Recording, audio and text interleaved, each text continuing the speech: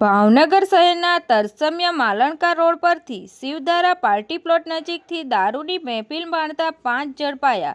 ભાવનગર શહેરના ભરતનગર પોલીસને મળેલી બાતમીના આધારે ભાવનગર શહેરના તરસમિયા માલણકા રોડ પર આવેલ શિવધારા પાર્ટી પ્લોટ નજીક જાહેરમાં ખુલ્લી જગ્યામાં દારૂની મહેફિલ માણતા 5 ઈસમોને પોલીસે ઝડપી લીધા.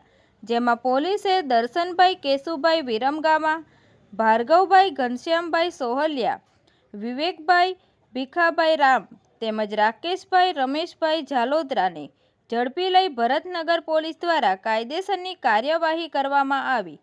તંત્રી મહેબૂબ રફાઈ સાથે રિપોર્ટર અયુબ રાઠોડ, તપસ્વી ગુજરાત ન્યૂઝ, ભાવનગર.